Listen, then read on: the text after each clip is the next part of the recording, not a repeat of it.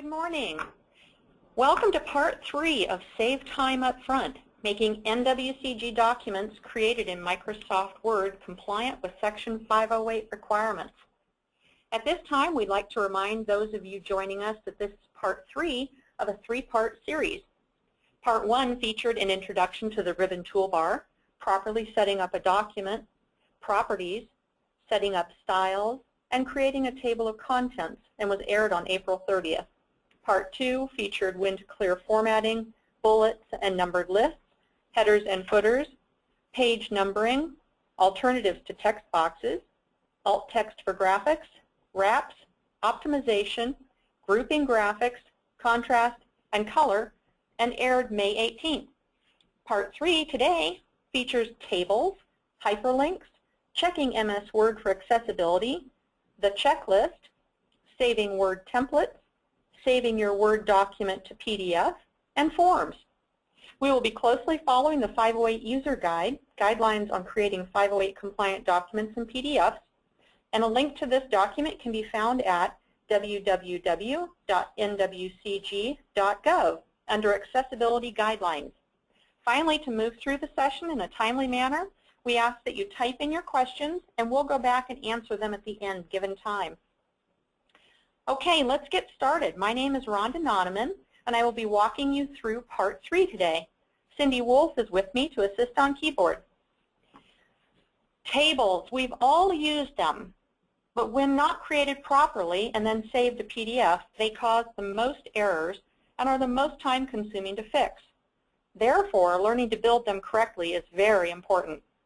Let's take a look at a few tables so we can point out the most common errors made with tables. We have 3 tables on the first page. The first table has its title in the caption, which is fine if you have several tables in a row under a main topic heading.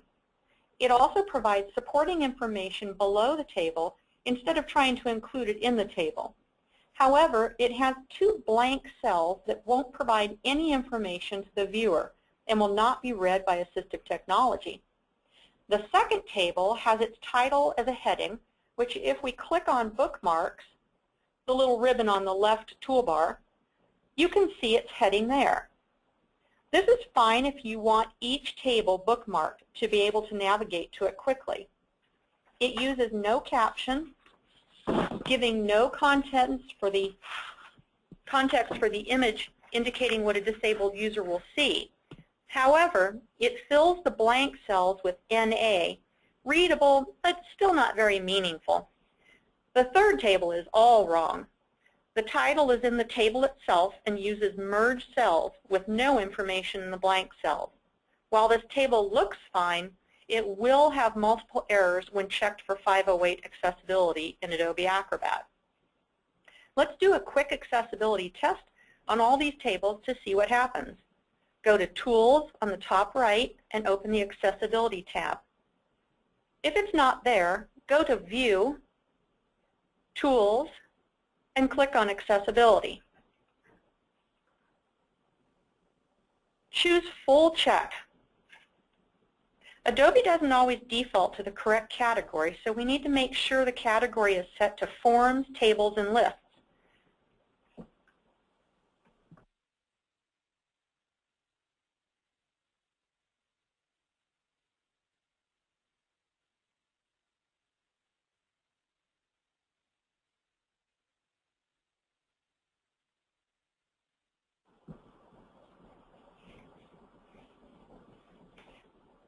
So we need to make sure the Forms, Tables, and Lists are chosen, and that Tables must have a summary box is checked. Now start checking. In the left-hand toolbar, you will now see a report under the double check marks in the blue circle. It shows we have 3 table issues: headers failed, regularity failed, and summary failed. Let's go ahead and open each of these to see what they are. Under the headers, let's click on the first error, element 1. It highlights the second table, indicating the header failed. Element 2 also indicates the table 3's header failed. Because there are no other header errors, we know that no other table in the document has header issues. If we click on element 1 under regularity failed, we see the third table has regularity issues due to the merged cells, which can be the most time-consuming errors to fix. However, our table on page 2 is nearly perfect. It correctly provides the title in a heading outside the table, an explanation of the table in a paragraph above the table, a caption, and all cells have been filled with text that means something and will read properly. At this version of Acrobat 11, all table summaries will still fail. We put these in the Word document, but they will not follow when saved to PDF. Therefore, we would have to insert summaries again, but you can easily copy and paste from the Word document. The last error under Document at the top of this list are standard errors. The blue button with the question mark indicates you need to do a manual check for reading order and a manual check for color contrast. The title failed is another issue when it comes to document setup, and we'll get to those later. So now you can see why tables need to be created properly. There are many agencies that have dozens of complex tables in their documents. If we learn how to do them right, we're not fixing these ugly errors in the end. Unfortunately, we don't have time to fix PDFs today, so let's go ahead and close this document and open a new blank Word document. There are many tricks to making tables look more interesting and require an advanced knowledge of Adobe Acrobat. But today we are going to start with the basics of properly constructed tables. Let's begin by going to the Insert tab on the ribbon bar and clicking on the Tables button on the left. The quickest way is to drag your cursor over the boxes in the drop-down until you have the desired number of columns across and rows down. There are also some nice built-in tables under the Quick Tables drop-down at the bottom of the drop-down menu. If you scroll through, you'll see calendars, tabular data, and matrix-style tables. Do not use the Draw Table tool. It is not efficient nor compliant. For this example, we will use the Insert a Table feature, which will bring up a new window, allowing you to set the number of columns and rows, as well as auto-fit behaviors, depending on how you want your table to fit on the page. If you're creating many tables that will be the same dimensions, you can select to remember dimensions for new tables at the bottom of this window, which will save you a lot of time. Let's make our table 3 columns and 3 rows with a fixed column width of auto. Tables must have the same number of columns in every row and the same number of rows in every column to avoid regularity errors when saved to PDF. Next, we will put some information in the table. In the top row, let's type date in the first cell.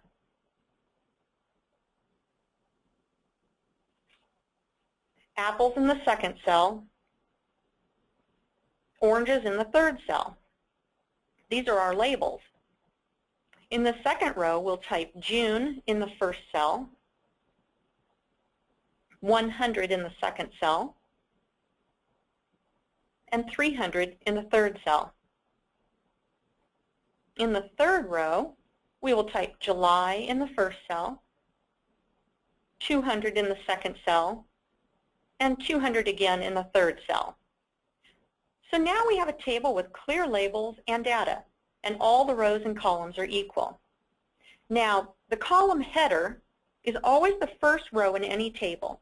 Let's highlight the first row, and under the Now Visible Table Tools in the ribbon bar, click on the Layout tab and select Repeat Header Rows over on the right side of the ribbon bar. You might have to drag the screen a little bit larger to see it. There we go. You must do this to every table to prevent header rows when saved to PDF. You can also do this by right-clicking and choosing Table Properties. And under the Row tab, put a check mark in the Repeat as Header row at the top of each page. Ours is already checked because we've already done it from the ribbon bar. If you have a lot of information in your table cells, you may want to check Allow Row to break across pages. This allows the row to continue on to the next page uninterrupted. Newer Acrobat compatibility has no issues with doing this, as long as you have set the Repeat Header Rows feature. Let's say OK and leave this window. You can also force a table to break where you want it. However, you will lose the Repeat Header Rows and have to recreate it each time you do a page break on the table you force to the next page. To add a row or column, we'll place our cursor next to the word June, right-click, and choose Insert. In the flyout, choose Row Above or Below, Column Left or Right. We'll go ahead and add a row above.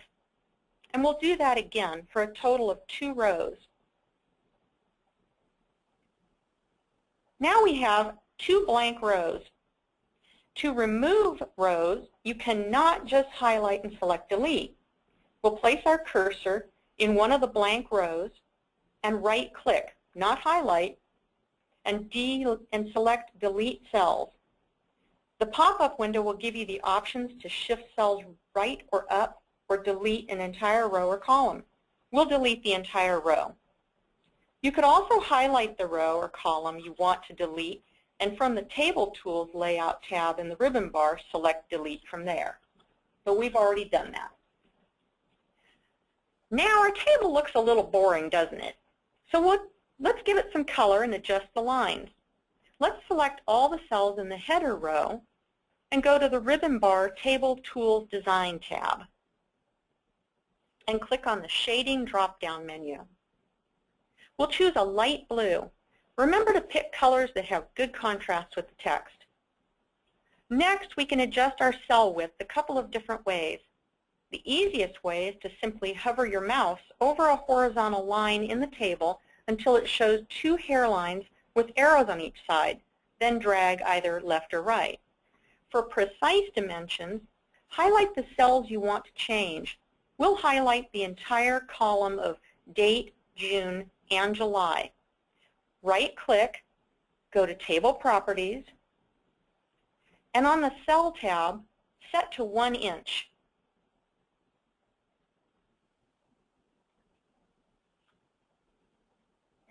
On the Table tab, set to 6.64 in the preferred width.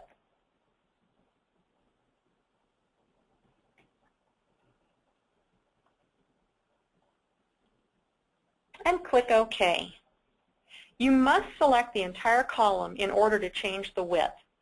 Microsoft protects the integrity of tables unless you manually split or merge cells. However, you do not want to split or merge cells because it will throw regularity errors when saved to PDF, and those can be very time-consuming to fix. Therefore, we've developed a few workarounds that just look like merged and split cells. Let's do a merged cell look on top of our table. We need a blank space right above our table to start typing. However, if you can't get your cursor before the table, create a break by putting your cursor in front of the first word in the first cell and press Control-Shift-Enter. A new space before the table will be created. Place your cursor at the left margin and begin typing. We'll type fruit stand quantities. With your cursor on the text line you just created, go to the Home tab paragraph group and click on Borders. Select the outside borders from the drop-down menu. Next, with your cursor in the fruit stand quantities text line, go to the Home tab paragraph group and select Line and Paragraph Spacing button. In the drop-down menu, select Remove Space After Paragraph. This butts the borders to the table. If it's off a little bit, you can hover over the table and drag the small square in the bottom right corner to line up with the header box we just created. Or you could manually adjust the margins in the ruler, whatever works. So now you have what looks like a single cell as a header for your table without actually being in the table. Now let's say you want this single cell to look like two cells. Place your cursor in the top header box we just created.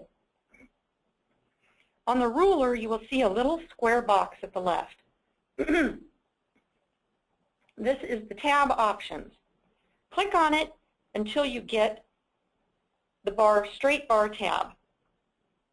Place a tab on the ruler in line with the second column line by clicking just once under the ruler. We'll place ours right above the line between date and apples. You should now see a solid line. Line it up to match by sliding the bar tab. We need another tab, this time a left tab. So click on the tab options until you get a left tab and place it on the ruler to line up with the word apple. Now, with your cursor before the word quantities, press the tab key. Do not use the space bar. Assistive technology will read it as blank, blank, blank, blank, blank. You now have what appears to be 2 cells in a 3-cell table, and it's compliant. Another way to do this is actually build the table with 4 rows and remove the borders from the second column. Let's see how that works. Place your cursor in the blank cell below apples, and on the Home tab paragraph group, select the Borders button. In the drop-down menu, unhighlight the right border. It now looks like a merged cell, but it's not. With this method, you cannot type any farther than the actual cell width, though. Let's type some ambiguous text until it moves the cell right, just to see.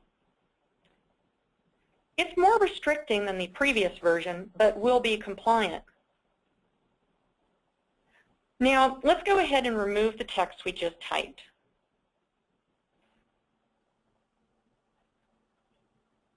So those are the basics of creating a compliant table, and a table which looks like it has merged cells. But let's talk about how a screen reader reads data and how you can help it be clearer to disabled users. When a table is read by assistive technology, it reads left to right. Therefore, our table would read fruit stand quantities, date, apples, oranges, June 100, 300, July 200, 200. For sighted people, as they read, their eye is still making the association to the header labels. They can quickly see that 100 is under apples and 300 is under oranges, but the unsighted reader can't do that. To help them, you can place an invisible word either in front of or behind each figure that will read but not be seen. Let's do that. Copy the word apple and paste it right after each figure on each row under the apple column. In this case, right after 100 and right after 200. Next, highlight the word apple you just pasted in each cell, and on the Home tab font group, change the color to whatever the background color of your cell is, in our case, white. The words are now invisible, but assistive technology will read them, helping identify what individual data is related to. This table would now read June 100 apples, July 200 apples. We would do the same to the orange column. If you have blank cells, you might want to put words that read no data. Otherwise, assistive technology will skip the cell, and it can be very confusing for users to follow. This is just an option, and while it takes a little more time to create, it is very helpful to unsighted users. This is not mandatory, however. Next, add the alt text title and description to your tables. Beware, this will be a redundant task because you have to do it again in Adobe Acrobat. For some reason, the title and description do not follow.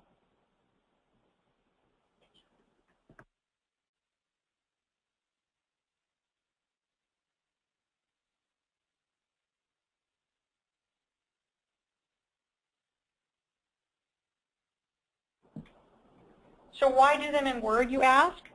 Because the original Word document will retain them, and if the document is revised by someone other than the original author, then they won't have to guess at what the table summary should be.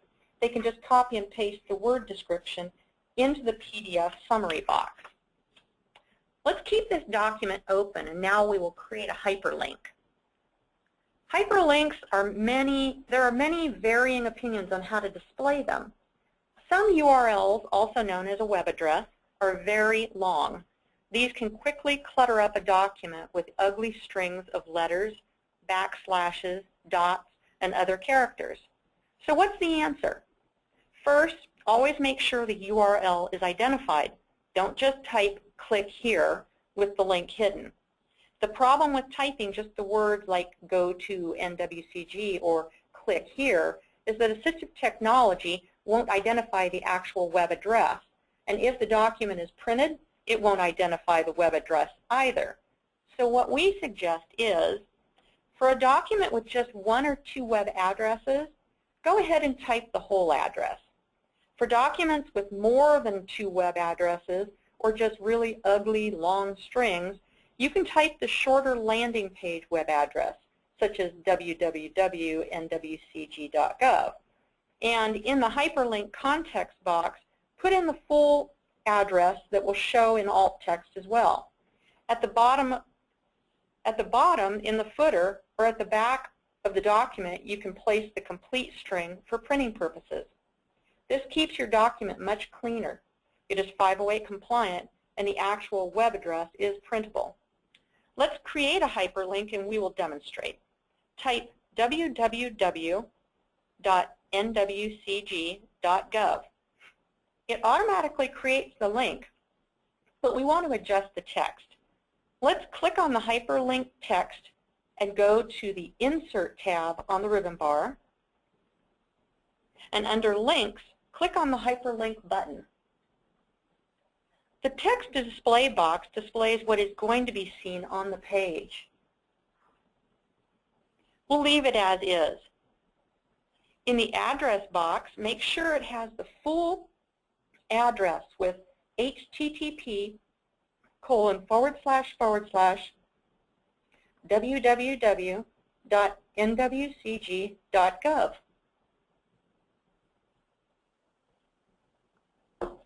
which is the complete address that you want the link to take people to. On the top right of the window is a button called Screen Tip. Click on it. This is the alt text that the assistive technology will read and should say something like, "This link goes to NWCG at," and place the complete web address here as well.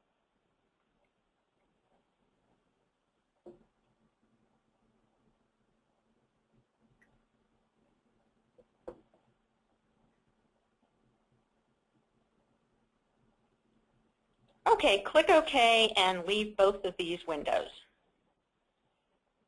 You will now see the type www.nwcg.gov in blue with an underline indicating it is a link. If you hover over the link, it will show you the screen tip text with the complete address. Then remember to place the full URL address in the footer or at the back of your document for a printable version if necessary. Checking your Word document for accessibility is a quick step that will tell you of potential errors when saved to PDF. We'll use our open document and run a check. Let's go to the File tab on the ribbon bar and select Check for Issues. In the drop-down, select Check Accessibility. A new window will pop up and show errors and warnings, if any. Errors should be fixed in Word because they will cause PDF errors. Warnings are areas of concern you should review, but may or may not cause PDF errors. If you click on each one, it will tell you why and how to resolve the problem. We'll go ahead and delete the blank table row from the table. Place your cursor anywhere in the row, right-click, select Delete Cells, and choose Delete Entire Row, and click OK. The error has disappeared and it shows no accessibility issues.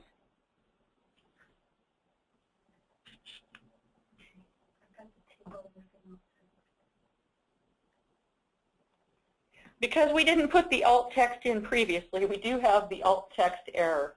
So that would go away if we put in the alt text. Now on to templates. I'm sorry, the checklist. The checklist can be found at the end of the MS Word chapter in the 508 User's Guide. It walks you through each of the requirements for a document to be compliant. Just because a document checks out in MS Word or PDF doesn't mean it meets all 508 requirement standards. Items such as, do images have descriptive text, or do all tables have a logical reading order? These types of things must be checked manually. Therefore, you should use this checklist every time to help you avoid mistakes and follow the best practices for document accessibility. Now on to templates. Templates are a huge time saver, especially if you have repetitious documents that need to maintain a standard look, regardless of who prepares them. There's no need to reinvent the wheel every time. So let's look at how to save a template. We'll save the document we are working in as a template. Go to the File tab and Save As. Choose Word Template in the Save As Type drop-down menu. We also suggest adding the word template to the end of your document name and keeping an original separate, especially if you will be adding a password to protect the template document from being edited. If you lose the password, you will not be able to open the document. We suggest you keep your original unlocked. We haven't created a folder, so we'll just save, but you might think about creating a template folder to store your templates in.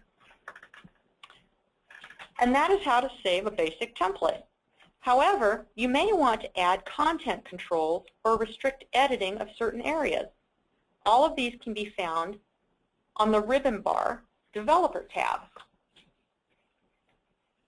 In our open document, go to the Developer tab on the ribbon bar.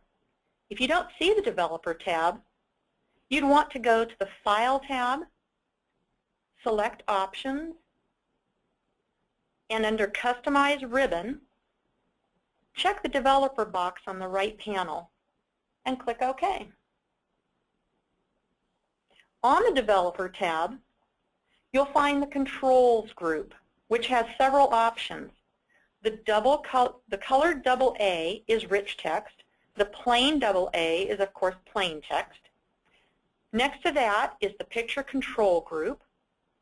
There's a building block, a combo box, a drop-down menu, a date picker, a checkbox, and a group of legacy tools if you were editing an older document that used controls.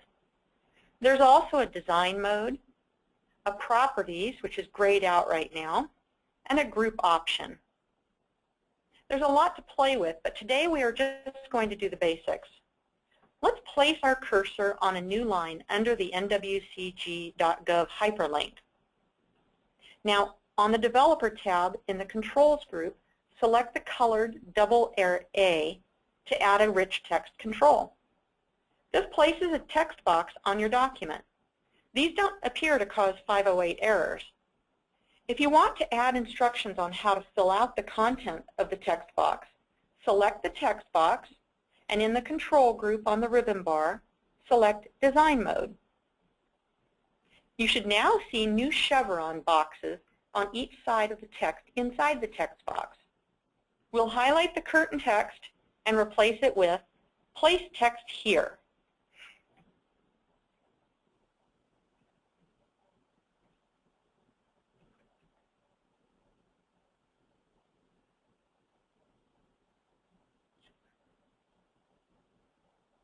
Okay, now click the Design Mode button to unhighlight it. If you want the placeholder text to disappear when the user types, click inside the text box, and on the ribbon bar, click on the Properties button in the Control group and select Remove Content when contents are edited, and click OK. To restrict editing to only the areas you want users to be able to change, we'll go to the Developer tab on the ribbon bar, and under the Protect group, select Restrict Editing, which opens a new panel on the right side of the window. By holding our Control key down, we can select multiple areas from anywhere on the page. We'll highlight just the June and July rows in our table, as well as selecting the text box we just inserted.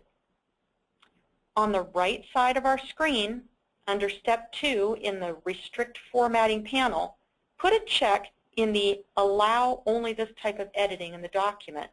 Then choose No Changes, Read Only in the drop-down. Now, under the Exceptions, put a check in the box next to Everyone.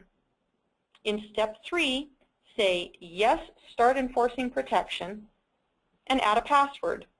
We'll just type Guest.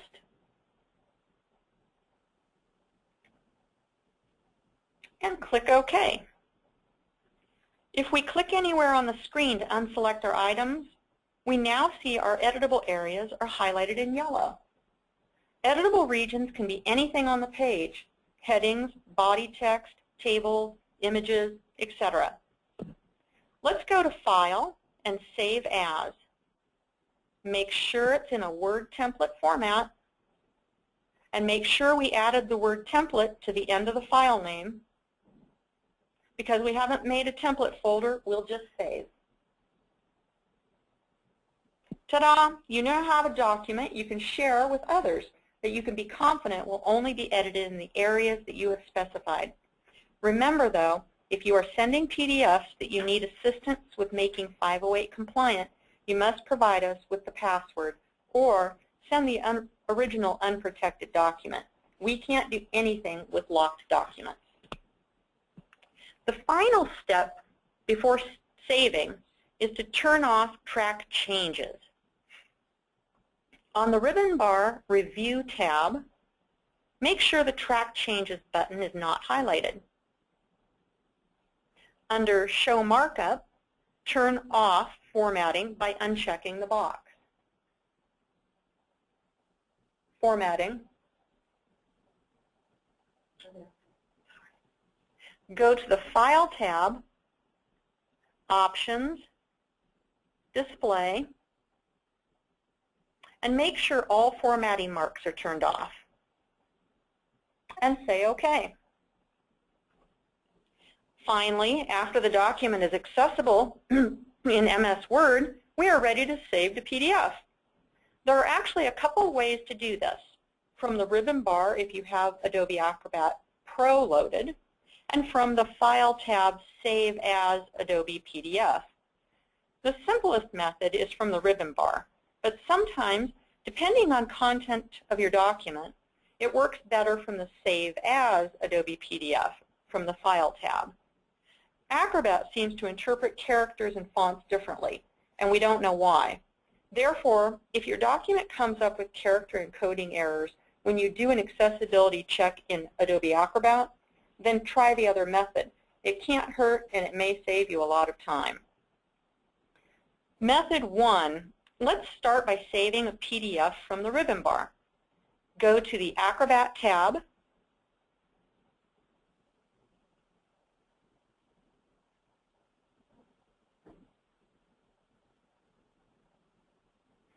and go to the Acrobat tab and select Create PDF. Make sure the Protect PDF is not checked. We can't help you fix errors if you've protected the file. Under Options, make sure the following are checked: Convert document information, enable accessibility and reflow with tagged Adobe PDF, create bookmarks, and convert word headings to bookmarks. Apply to all pages, and click OK and Save. The PDF will automatically open for review.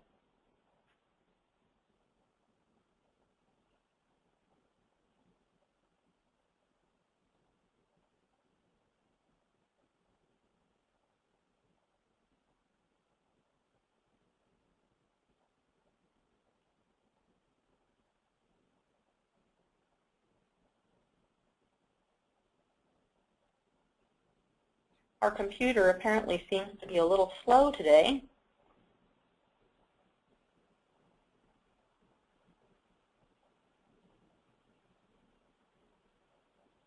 And there's our PDF. We'll go ahead and close this to illustrate method 2.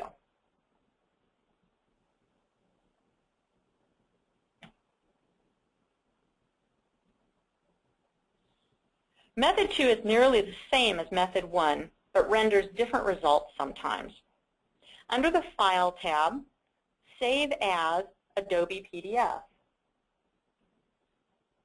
Make sure the Protect PDF is not checked. Under Options, make sure the following are checked.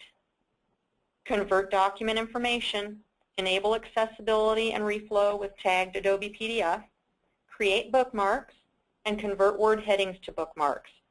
Apply to all pages, and click OK and Save.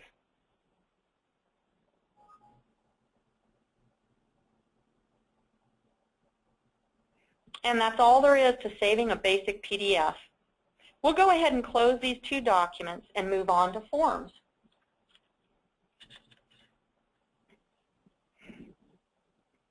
.508 compliant PDF forms cannot be created in Word.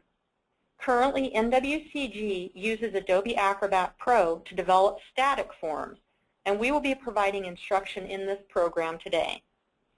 The easiest way is to create a layout in MS Word first, save it to PDF, make sure the PDF is 508 compliant, and then use Adobe Acrobat's automated features to create the form or insert fields manually.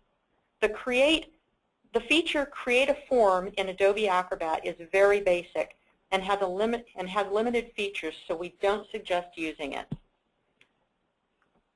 So we have our widget form PDF. The base was built in MS Word and saved to PDF. Because table summaries never follow the Word document, we've already gone ahead and fixed them today to save time.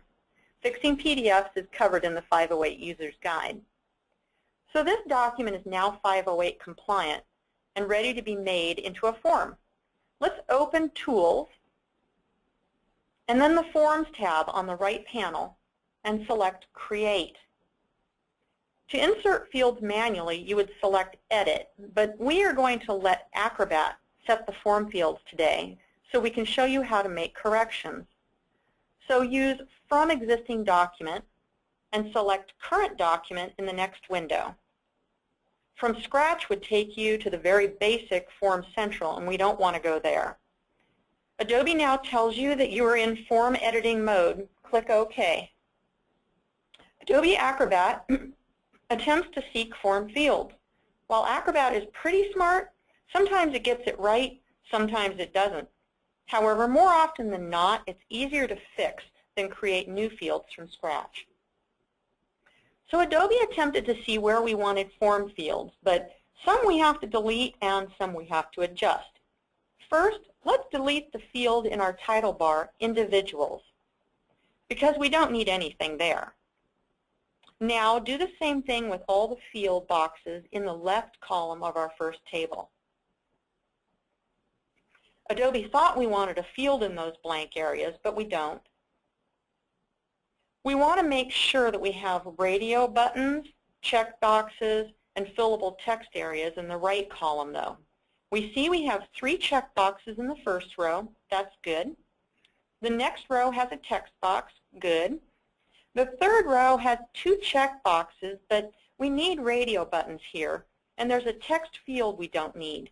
So let's go ahead and delete all 3 of these.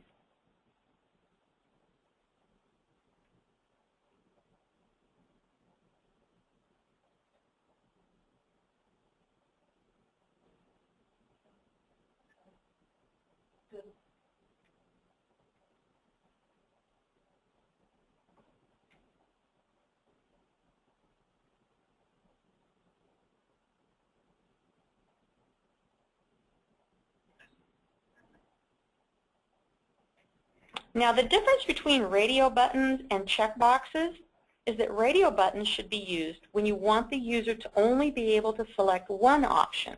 Checkboxes are used to select multiple options.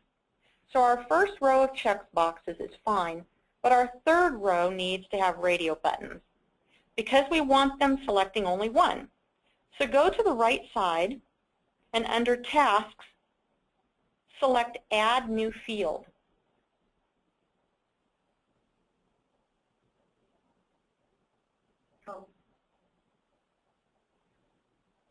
In the drop-down menu, choose Radio Button. Place your cursor in front of the word Light and click. A yellow property box will appear. We don't want to change the top box, but we can change the bottom box to better identify the group. We'll type Type of User. And then, since we are going to add another button right next to it, we'll select Add Another Button at the bottom of the yellow box.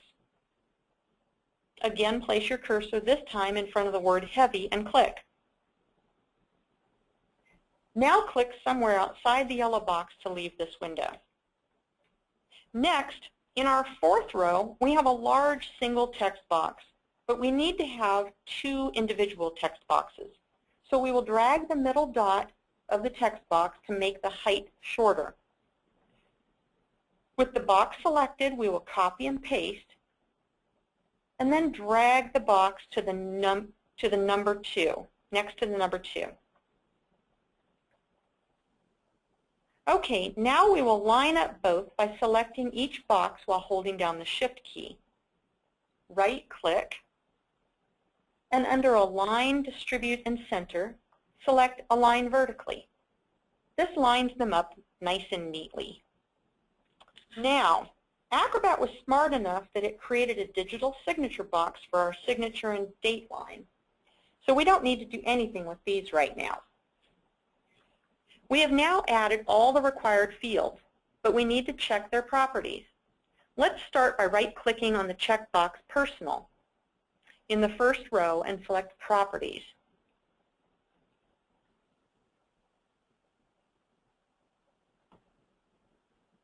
We want to make sure that both the name and tooltips have the same description. Very important.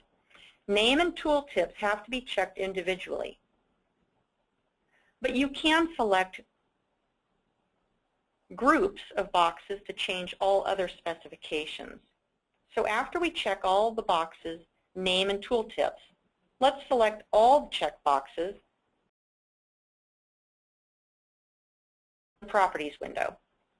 This is where you can change borders and colors or font size and color. We will set the border color to black, a fill of white,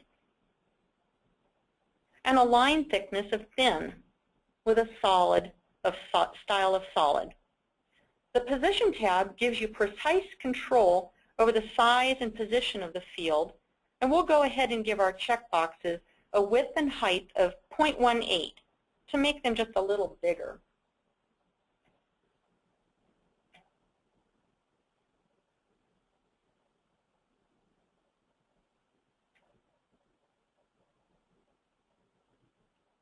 Okay, so let's look at these other tabs in the Properties window. The Options tab provides style options for how you want the mark to look inside the box. We'll choose a check mark. And the Actions tab features how you want your action triggered and what you will trigger. We will just leave it on mouse up and execute a menu item, but you can have it do a variety of things like going to a web page, for example. Now, with all three checkboxes selected,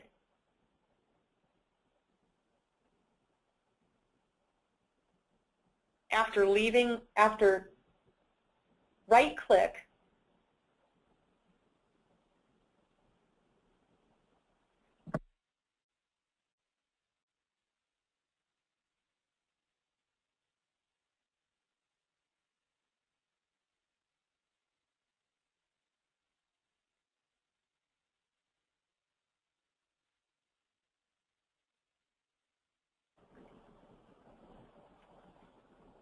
and align horizontally.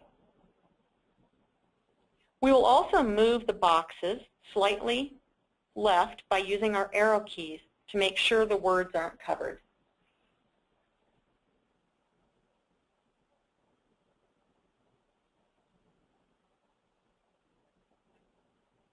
There we go.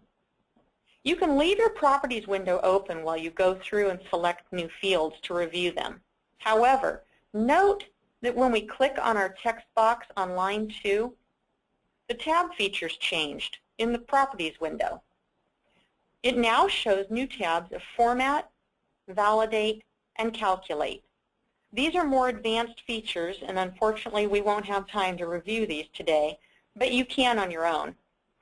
So let's go back to the General tab quickly so we can check to see if the name and tooltips is filled out for this box. It is. Okay, next down to the 3rd row to check our radio buttons. Both buttons should have the same name and tooltip name. Let's go ahead and fix it if needed.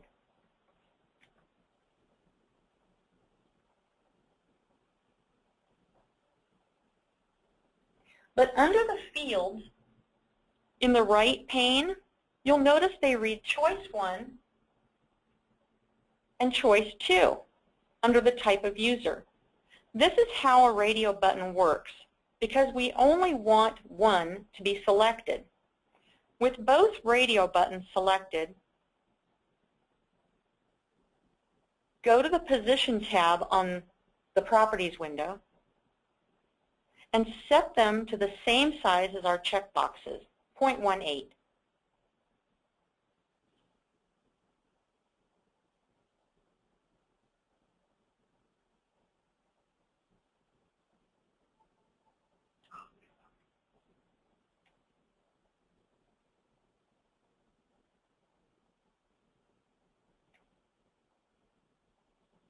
Now unhighlight the radio buttons and then select them again so that our cursor isn't in the Properties box any longer.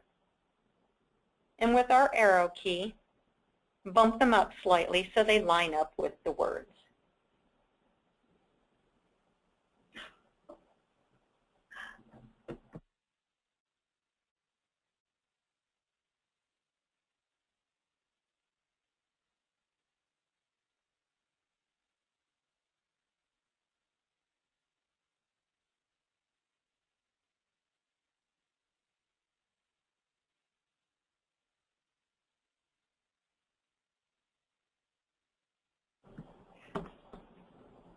Okay, we have just a little bit of a glitch here. I'm going to take a couple seconds and we're going to fix it. Just a moment.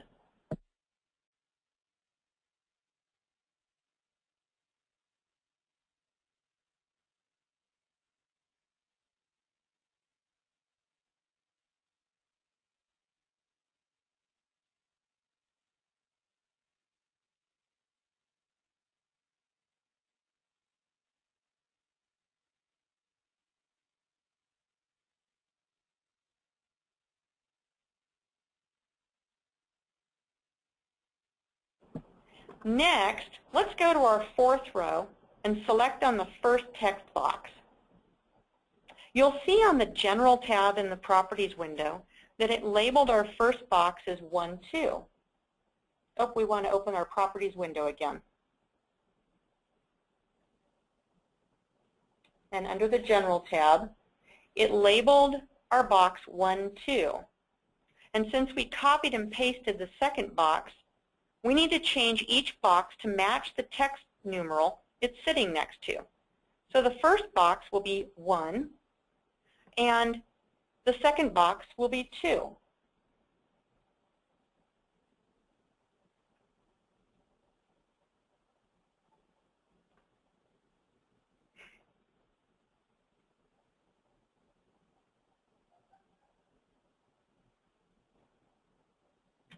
And click OK. And finally, let's check the signature and date boxes. A signature box requires a digital signature, or you can simply delete this box and require the form to be signed with ink and mailed. With the date box selected,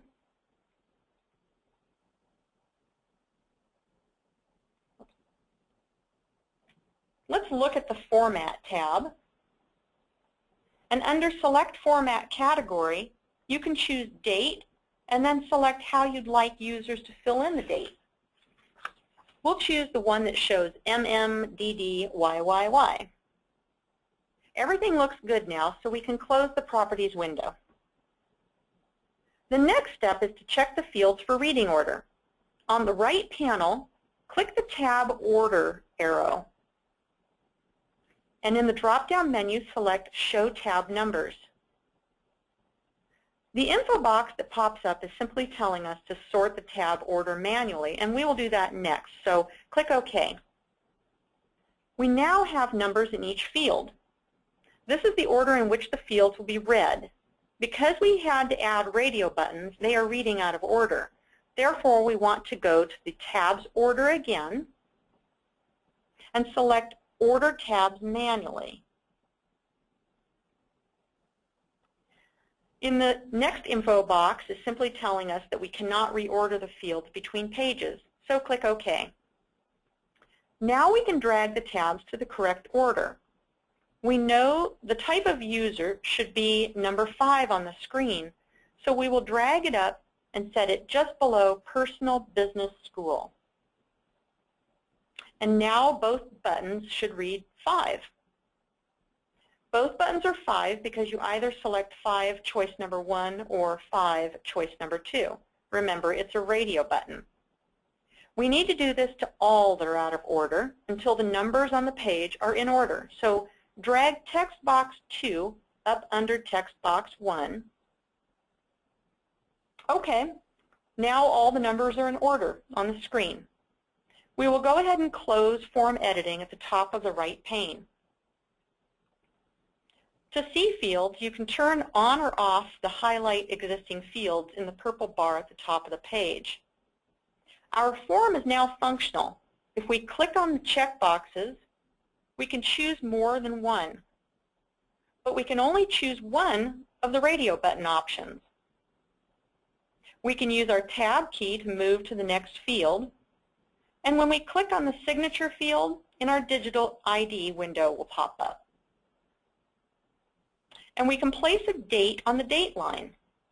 If we type it incorrectly, it should correct the format for us, or it will tell us we did it wrong.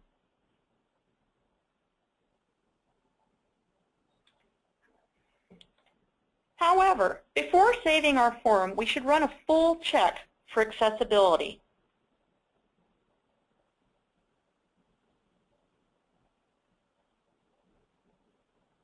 It's going to come up with errors because we would have had to add tagged form fields and tagged annotations to the document to make it 508 compliant. We have added a section. Go ahead and open the forms to show them. We have added a section in the 508 User's Guide that addresses these issues, and we will address how to fix these issues in our next webinar on fixing PDFs. So that concludes our tutorial for Part 3 of our series, Save Time Up Front, making NWCG documents created in Microsoft Word compliant with Section 508 requirements. We hope you gained a better working knowledge of the tools in MS Word and how to use them to make your documents 508 compliant. If there's any questions, we'll be glad to answer them at this time.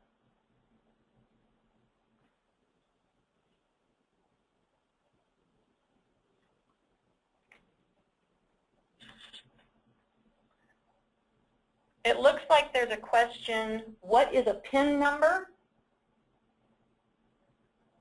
Can you make that screen a little bit bigger so I can see who's asking? Just drag it out. There we go.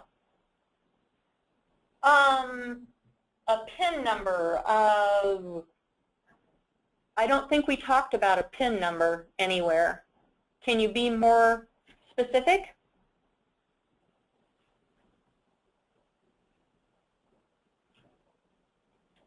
She wrote that at 10:30 when she was trying to log in. Oh, sorry, we saw that a little late. That came in at 10:30. She was trying to log in. I don't know what the PIN number is. That would have been on your invitation.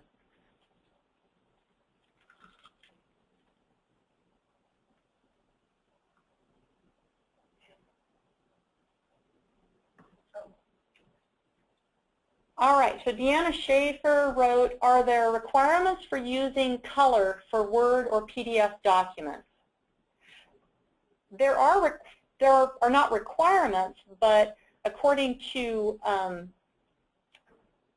best practices, there are standards for colorblind issues, and you should review what colorblind issues are. I'm not exactly specific on what they are, but you should try and not use colors that colorblind people can't see. Also, contrast is huge. Try and use text over colors that has high contrast. And we discussed that in our last webinar in part 2. But it goes the same for Word and PDF documents. Anything that's going to be visually displayed on the web or in print should have good color contrast and use colors that are not going to impede colorblind people from reading the documents.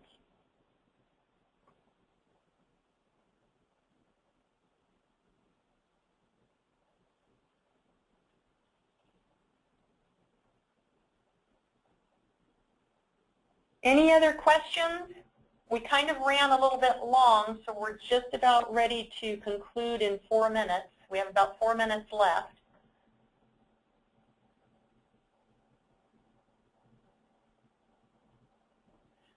These documents also will be posted online with the 508 Users Guide, and when we get a chance to make these webinars compliant, the audio and visual will also be posted. And then you can review those again at your convenience.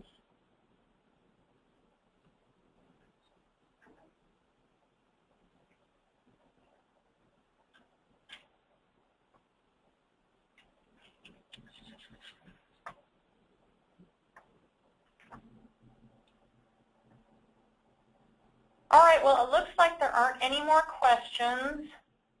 I hope you enjoyed the series for Microsoft Word, and we will let you know when and if we do the PDF webinar, and we'll send you an invitation for that too.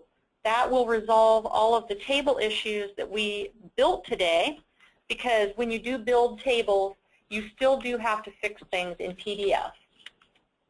Anyway, thank you very much for joining us, and we hope to see you next time.